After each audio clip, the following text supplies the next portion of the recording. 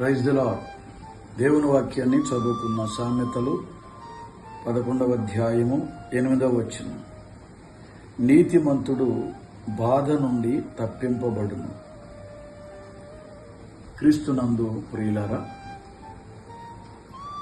పరిశుద్ధాత్మ దేవుడు ఉదయ కాలంలో చక్కటి మాట మన ముందుంచాడు.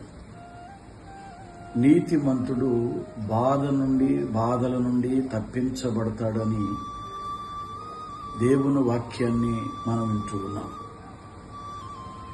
ఈ లోకంలో జీవిస్తున్న ప్రతి మనిషి బాధలతో బ్రతుకుతూ ఉన్నాడు. ఎన్నో బాధలు, చెప్పుకునే బాధలు, చెప్పుకోలేని బాధలు.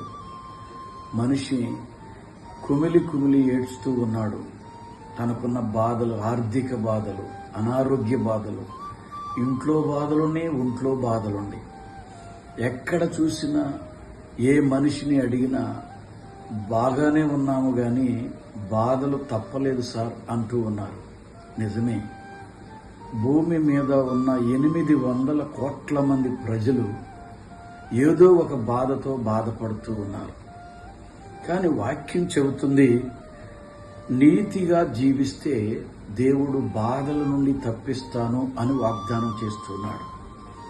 కనుక నీవు ఏ బాధలో ఉన్నా, ఎలాంటి బాధలో ఉన్నా, ఎంతకాలం నుండి బాధపడుతున్నా, నువ్వు తప్పించబడాలి అంటే నీవు నీతిగా బ్రతకాలి అని దేవుని వాక్యం చెబుతుంది. కనుక ఈ ఉదయ కాలంలో ఒక సేవకునిగా నేను ప్రేమతో చెబుతున్నా, ఎంతకాలం బ్రతుకుతామో మనకు తెలియదు.